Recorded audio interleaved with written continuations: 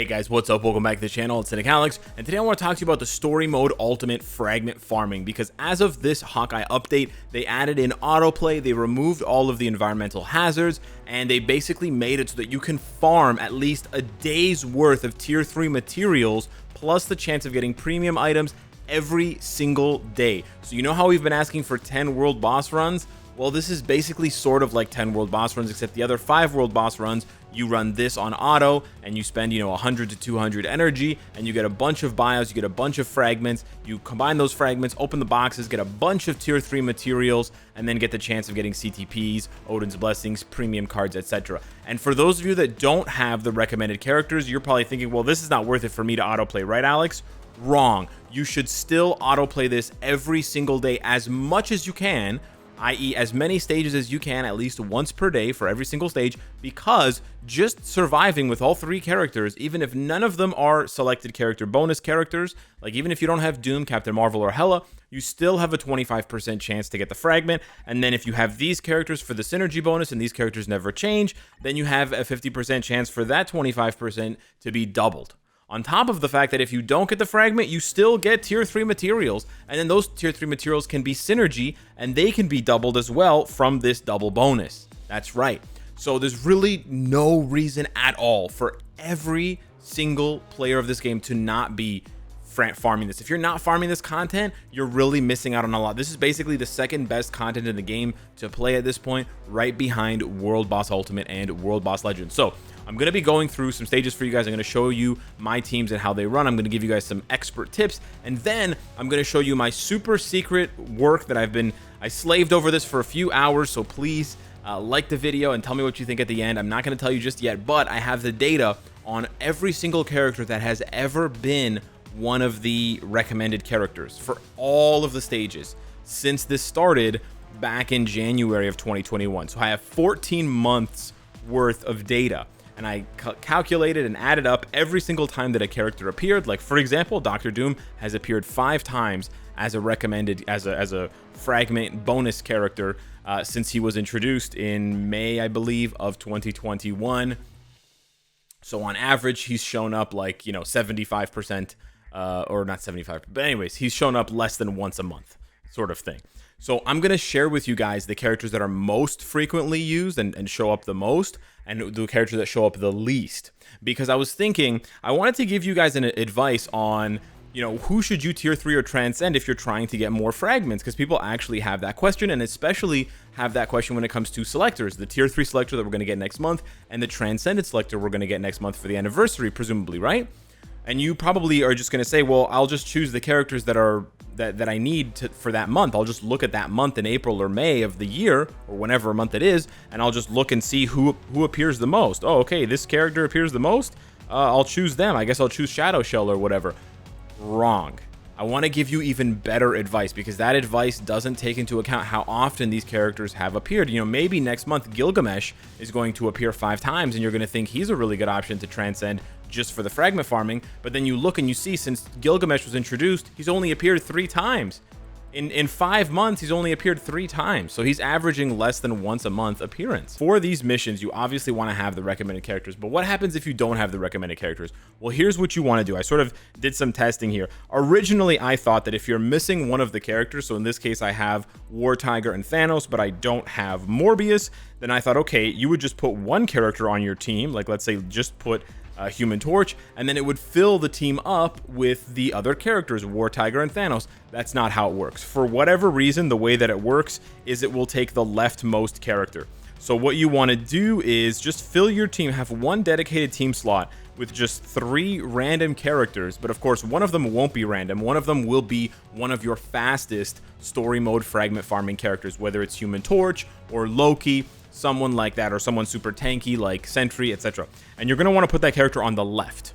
And then what happens is, so let's say for all of the missions you're missing one character. Let's just say, you don't have a big roster, you don't have tons of tier 3s or transcended characters. I understand.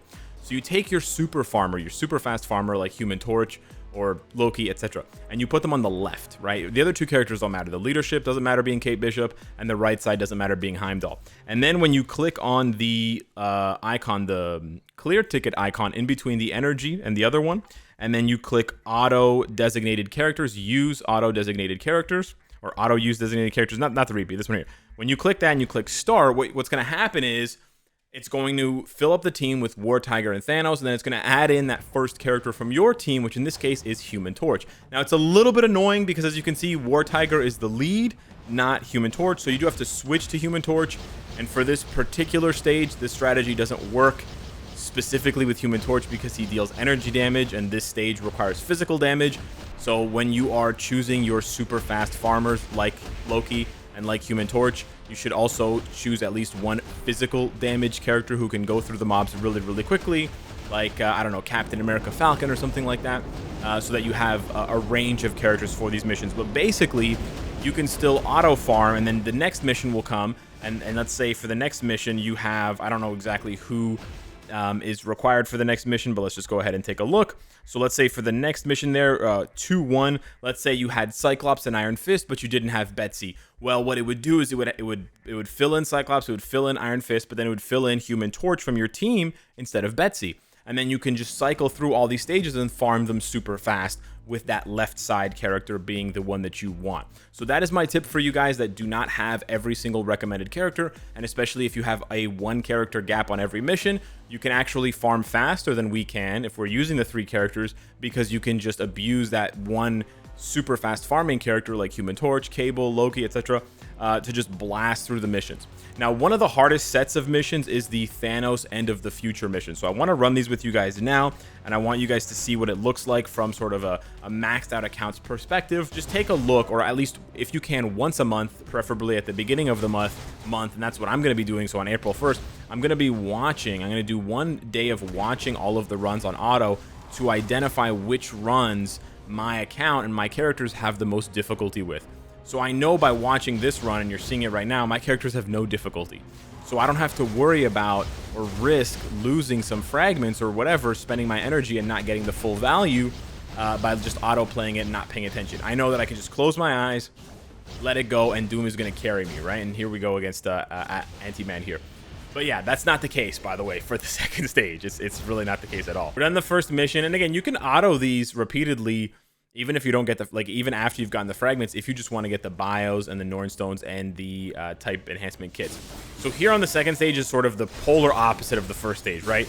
Instead of Doom, Hela, and Captain Marvel, we have Thing, Storm, and Moonstone. Now, Moonstone is really good offensively, but she can take damage, and she only has 1 skill with a heal, her 3rd skill, and if she doesn't use that skill, she's gonna die. Storm is super fragile, and then Thing doesn't do any damage. So rather than risk dying, although Storm is going to clear this stage faster, which is 100% true here, she has lots of AoE and, you know, good crowd control, I don't want to risk her dying. As you can see, she's already taken damage and she has no way of healing. So I actually tend to play it safe. You know, if I'm putting on the stage and I'm about to go take a drive or something, I'll just switch to Thing. I switch to Thing right away, and I've tested this out, and that's what I'm saying. So watching your team once a month just to figure out what, you know, what's what, pays dividends and helps you out tremendously. So I know that for this stage, if I switch, I mean, I can try to risk it with Storm, but as you can see, we're already sub 50%. So the chances of her making it all the way to Ebony are slim, right? But I know with Thing, even though he's going to take longer because he does less damage and he has a PvP build, there's no way he's going to die, right? He's just super duper tanky. He has the invisibility, he has the healing. He's just a tank machine. So identifying those characters that are going to be consistent for you rather than doing it quickly, I think is really important. Wow, he's taking a lot of damage now. Okay, there's the heal. But let's fast forward to the end of the fight versus Ebony. Here we go. We got to Ebony. We're sort of in the middle of the fight. And normally I would just let him do his thing because I'm not strapped for time. It's not just before the reset. So I know he can do it even if it's going to take a few minutes. But of course, if you do have the opportunity and you want to micromanage it a bit more, I can just switch to Moonstone. And yeah, she's just going to one-shot him with her Transcended skill. Easy peasy. So there is a bit of micromanagement that you can do, but for most stages it's not required. However, there is one stage in particular, the very next stage versus Thanos boss, where it is. So I'm not going to show you the full run through the stage because either Vision or Star-Lord can run through it. Maybe even Shadow Shell could, but I'm not going to test it against, or I'm not going to test it now with her versus the mobs. We're just going to fast forward to the Thanos fight so I can show you what's up. Although this is a much shorter mission now, the Thanos fight is actually quite challenging. So at this point, I would recommend switching to manual play. I would also recommend turning off the autoplay button just because if you leave it on and you know, hesitate during a part of the fight, you can actually get your character killed. So you sort of have to manual play here against the meteors, otherwise your character just stands there and will die. I almost died there to Thanos landing, and then that's basically it. You don't really have to worry about anything else. There's really only one portion of the Thanos fight that has to that requires manual play, but I would recommend doing that until we get a weekly rotation where the 3 characters are much more powerful. If you have a really strong group for a particular month on this stage 13-3, maybe you can one-shot Thanos before that meteor stage, or maybe you can survive it. Like if it's a character like Dormammu or Mephisto or something that will revive themselves, then that's fine as well. But for every other character that doesn't have revive, my advice is just play manually for that 10 seconds or that 30 seconds, and guarantee yourself the synergy fragments and the bonuses and stuff like that. So with that out of the way, and again, I can't stress enough how much you should be farming this game mode, I now want to reveal to you the most and least used characters as chosen randomly by the devs each month for the story mode Fragment since this came out in January of last year. There you have it, the top 11 characters for story mode Fragment farming, from Dormammu all the way over to Spider-Woman. So the full list, to run through it quickly for you, is Dormammu, Scarlet Witch, Jean Grey, Professor X, Black Widow, Ghost Rider, Loki, Thor, Moon Knight, Blue Dragon, and Spider-Woman. Now, a few things that pop out to me from this list: we have a balance of native tier 2 and native tier 1 characters. We also have a balance of some paywall characters like Professor X or Spider-Woman, and some free-to-play characters like Moon Knight, Ghost Rider, Loki, and Thor. But by and large, the biggest and most consistent similarity that all 11 of these characters have is elemental damage, right? Dormammu, Scarlet Witch, Jean Grey, Professor X, Black Widow, Ghost Rider, Loki, Thor, Blue Dragon, and Spider-Woman. Basically, every single character except for Moon Knight has some elemental damage on their kit, even if in Loki's case it's actually on one of his previous uniforms and it's one skill. I know how annoying that is, but it's true. And the reason for that, the reason why they all share that commonality of elemental damage, is because of the all-war missions, because those missions require every character in them to have at least one elemental skill. In Black Widow's case, it's her 4th skill that deals lightning damage. You have these characters that repeat. So I'm going to blow your mind here, but since the story mode Fragment farming came out, check this out. Scarlet Witch has been featured 30 times. 30 times. There's 30 separate missions over the past 14 months that would give you a 25% chance to get a Fragment if you had Scarlet Witch tier 3, which is bananas. Professor X was 25, which is also crazy. Dormammu was 26.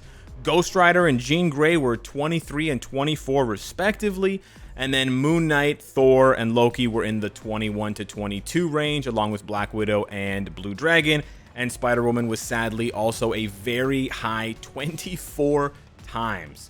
But nobody takes the cake, nobody's even close, other than Dormammu, to Scarlet Witch, which is absolutely crazy. So that is the list of characters that are most used in the story mode Fragment farming. So maybe these characters can be a little bit higher on your radar, just a smidge higher on your priority for your next tier 3, for your next Transcendent, especially if it's a free selector that will likely include Moon Knight, that will likely include Thor, Ghost Rider, Black Widow, and possibly even Loki.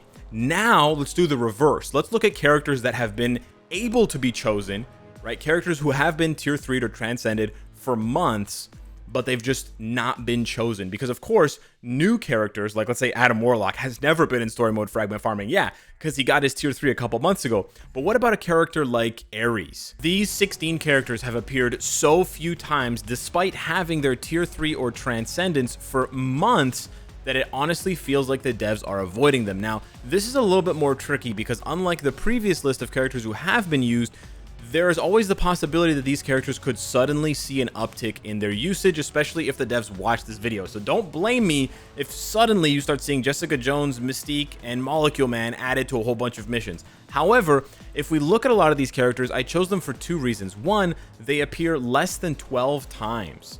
That means that they're averaging less than 1 per month in the story mode, and that's across all 4 of the stories, not just the Dimensional Clash or just the All War. Across the entire story mode Fragment farming, all of these characters have each appeared 11 times or fewer. And if you look at most of these characters, they have been around and they've been eligible for being in the fragment farming for the entirety of the introduction of the game mode, right? Like Cable was introduced a couple of months after it started, so he lost a couple of months there. But Mr. Fantastic, Thanos, Captain America, Star-Lord, they all have been there, been tier 3'd for years prior. War Machine was in the middle of last year, but since then he's only been featured twice. War Machine has appeared 2 times in like 7 months, dude. His averages are bonkers. They're super duper low. So yeah, be a little bit more careful if you see a character, let's say next month, you see one of these characters pop up 4 times or 5 times in the story mode fragment farming, and you think, oh wow, I should really transcend this character for fragment farming. Maybe, or maybe not, right? Because if Iron Fist appears 5 times next month, that's an increase of almost 50%. That's actually an increase of more than 50%, because up until now, in the year since Iron Fist came out, Transcended, he's only appeared 9 times. So again, he's averaging less than 1 appearance per month. So for him to go to 5 appearances per month would be absolutely bonkers. So with all of that information in hand, let me know what you think of the new story mode fragment farming. Hopefully you've been getting massive gains from it. And if you've been ignoring it at all, I'm coming and I'm going to find you and I'm going to sit you down and I'm going to make you autoplay this game mode, because it is so worth it. Trust me. Anywho, hit me up in the comments down below. Let me know what you think. Thanks so much for watching, and I'll see you in the next one. Take care.